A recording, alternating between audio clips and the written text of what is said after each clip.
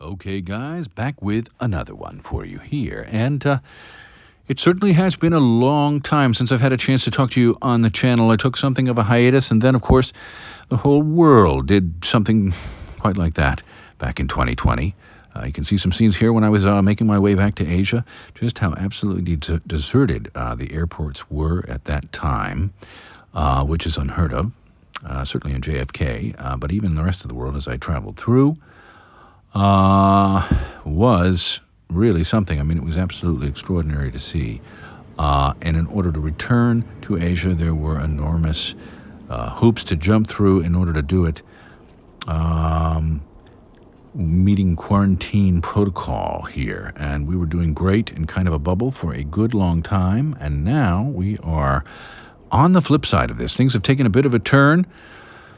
And we are perhaps going to be into some sort of lockdown here. But what I've been lucky enough to do in the last month or so has been able to see a lot of great stuff. And I wanted to show it to you here. You can see me coming back on my way back to Asia here, coming into Bangkok at Suvarnabhumi Airport.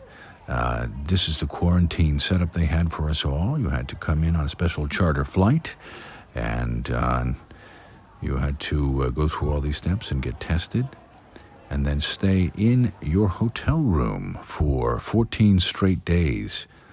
So it was a unique experience for sure, and well worth it once we got out and got our lives back together here. But as I've said, things are going in another direction at the moment. In the West, it seems to be going quite well. However, here we don't have the vaccine and all that good stuff. So wherever you are on this one, I hope you're all well, and I'm glad to be able to get back here and talk to you about some great stuff. Let's go ahead and get a look at it right now. Well, you can tell from the title of this video, we're going to be looking at something new and current from Seiko, but it pays to look back and appreciate the original iconic design of this 6105 in this form. 6105, 8110 or 8119, depending on which region. Popularized, of course, originally here in the United States. Vietnam veterans wore this at the tail end of the Vietnam War and picked it up overseas as well. Not the only Vietnam watch, but certainly one of the most iconic. And, of course, many people now who affectionately nickname this the Willard because it was seen on the wrist of Martin Sheen, who was playing the character Captain Willard in the famous 1979 film Apocalypse Now. Now, the original vintage version was made from 1970 until 1977. Now, here you can see the first reintroduction here, the SLA033. Came at the tail end of 2019. I got a chance to take a look at it at one of the watch expos. And they did just an absolutely fantastic job with this one here. When I got a chance to look at it, I was very impressed with the build quality and the design and what they had gotten right. There are a couple of things that I did not love, but by and large, very, very good. You can see sapphire crystal. This one is AR coated on the inside. A terrific coin edge bezel. The brush and the polish was excellent. The wrist presence. One of the things I really liked was the strap they had created for this out of silicone, the shape of it on the interior, and they did a nice job on the outside as well, holding to the original concept. The one thing I probably didn't love was the fact that it has a very simple etching on the back. You can see this one has the 8L35 high beat movement, which is basically a Grand Seiko, non-decorated Grand Seiko on the inside there. High beat, moving at 28.8 beats per hour. And here you can see an example of the movement, but a very dependable and yet refined movement for a piece like this. The other thing I really appreciated, I mean, if you collect any of the old vintage pieces, you'll see the flatness of the hands and the markers there. That is reminiscent of the original concepts that they were using, the design of handsets and putting those markers down. You can even see the framed window, and right there on the crown, they even featured the word lock, like the original. Okay, well, there it is. This is the latest version, the SPB237 from Seiko. special edition, and there are some very unique differences from this to the regular new mid-price Willard reintroduction, and I will show you that because it is just to the right over there. But a couple of things to note. I mean, you can see right off the bat, as we say, immediately out of the box, you can see that loom, antiqued sort of patinaed loom. You know, in the past when I saw this, I just never quite sure when they did this, but it is, when you combine it with a few other materials, you really do have a very nice look on the dial. No question about it. This gray textured kind of weathered dial with those markers and the handset together, and of course you've got your traffic light, stoplight, whatever you want to call it there, at the end of the seconds hand, moving across the dial. It just really has a terrific presence. The other piece that really is interesting, and I'll talk about a little bit further ahead here, is the bezel. You can see the case back looking pretty much standard, just like all the others. You've got your Tsunami Wave and the standard laser-etched case backs that we see now in most Prospex models at this price point. Okay, one thing to talk about is this right here. Okay, so one thing to note here is that Seiko does not always hit it out of the park when it comes to re-releases. Sometimes they go for something that's probably a little closer to a hybrid. And I think the purists are the guys that are really looking for some of the retrospective styles to really mirror the original. This may not have been the choice for them. However, they did do an excellent job with this 62 MAS version, so we'll talk about that soon on the channel.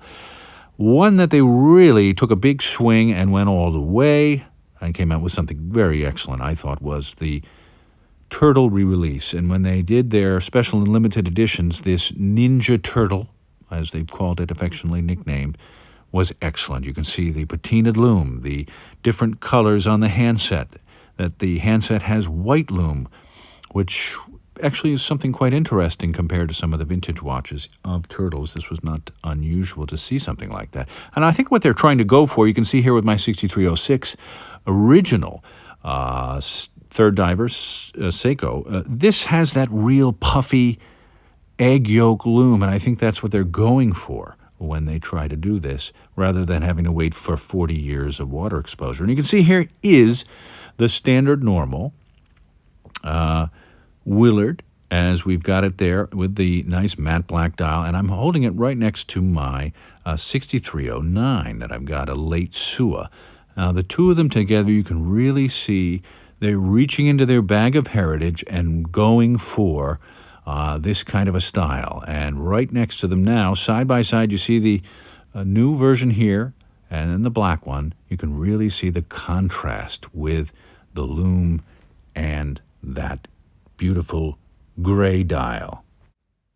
Now, one thing you'll notice, that strap really does stand out, and it is particularly well made, and they are impressive. They're featured on two of these new limited edition reimaginings. The woven material, it is a traditional Japanese style called Saichu. You can also see it here featured on the other very excellent 62 MAS or 62 MAS reimagining, and we will talk about that one soon on the channel. Stay tuned for that. But this strap, there are two. You can see you've got a gray one that will match the dial, and you've got this kind of antiqued OD green. Very interesting choice, no doubt about it. Now, these, both of these, not just this model here, but the one to the right, have the Dia Shield or Supercard Dia Shield or Diamond Shield coating. So reduce scratches, and that's typical at price point here of these watches. You'll see that Seiko will put this material on so that your watch will have a much more resilient wear over time. These are true 6425 ISO rated divers. And the other thing that you really got to see here is that bezel. Now, I have to tell you, the bezel is probably one of the most subtle and interesting choices. It has kind of a copper gold, and it really was a great decision by going with that. It adds to the look of the dial. It kind of gives you a very vintage look, and yet, again, you don't have to wait for 40 years of wear to get it. You've got it right now on your limited or special edition watch. Now, the original is excellent. I'd say if you had an opportunity to get this at a good price, you absolutely should consider it. It comes with an excellent Seiko bracelet. The new clasp and flip lock, I think they're very good, and it overall I think is an excellent choice. If you can find them in the mid price or lower price than they're normally at, it's a very good buy. If you can buy one in the secondary market, somebody may be selling one used in very good condition, that's an excellent buy. I think it's a terrific watch to add to your collection. Again, you can see it here next to my 6309. There's your bracelet. The presence on the wrist, the way that bracelet integrates, it's actually quite different. It's surprising when you see this watch go onto a NATO or a rubber strap. It transforms the sizing in some way. The stainless bracelet really does make it seem a little bit larger on the wrist in some ways, which is interesting because actually the way it sits on your wrist is much flatter than how it does with the NATO strap, and we'll talk a little bit about this NATO strap. Although very well made, the concept of it is excellent, but when you actually put it on and practice that NATO strap that they've supplied with the limited edition, which we'll see here in a minute, or the special edition rather, it does really increase the height on the wrist. Okay, so let's get a look at this. Now you can see this thing on the wrist. It looks great at that level, at that height, but when I swing this over and you get a chance to see how the stack height kind of increases by almost 4 millimeters, I mean, it really jumps up quite a bit higher. Now I'm wearing this relatively loosely on my wrist. I haven't really cranked it up. One of the reasons is the material is quite robust. It's quite, I won't say it's stiff, but it's pretty thick. And the idea of just folding this into the buckle when you get it right out of the box isn't particularly realistic. It's not something you're going to be able to do, in my opinion. Now you can see here the lug width is 20 millimeters, just about a millimeter over what the original vintage version was. But actually the lug to lug is just under what the original vintage version was, which was approximately 47 millimeters. So this thing does wear very nicely on the wrist. It doesn't, although it is a real wrist presence because the cushion case does protrude way out past that coin edge bezel, the presence of it on the wrist when it is worn in certain ways, it's not overpowering depending on your size. I'm about a little bit over about 7¼ inches there. And I find it does wear very well on my wrist. But the question is, does this special edition strap work for you? If you're in the smaller wrist category size, it might be something that you'd have to think about. You can see here I'm just wearing a standard NATO with this watch here.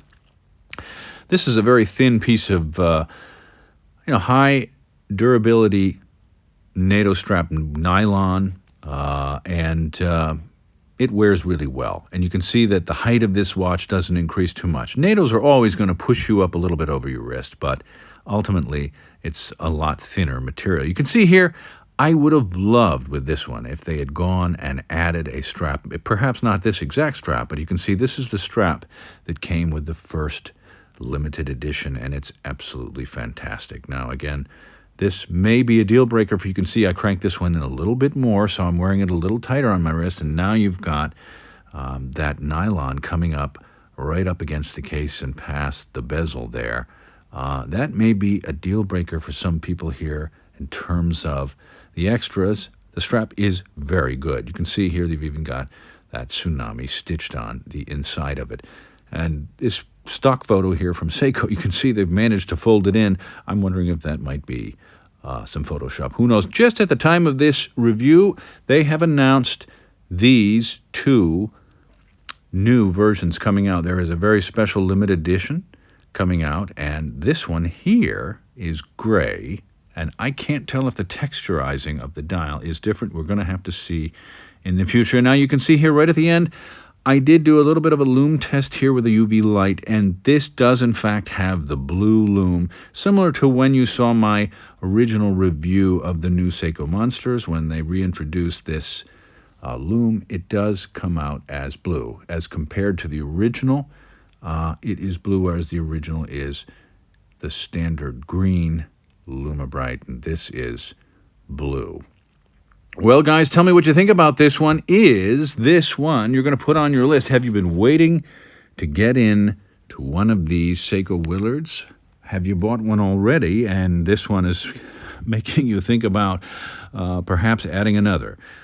Or is this one simply too big for your wrist, or is the price point too high? These are around $1,300 at its retail price point. Now, I have noticed just now today, or at least in the last 24 hours on eBay, there is a seller in Japan selling them with free shipping for $1,200 or $1,199. That is interesting. Would this be one that you would put on your short list for acquiring here during the summer? Good question. I don't know. Please let me know. Like and subscribe as always. And I am back. I've got more stuff. I have said that in the past, but believe it or not, you can see here I've got some stuff from recent watch expos, including even some amazing stuff from Orient. So please stay tuned. I appreciate all of you guys sending me messages over the last year during the pandemic and so on and so forth. It was great to hear from you, asking me when I was going to come back on. I am back, and I will talk to you soon.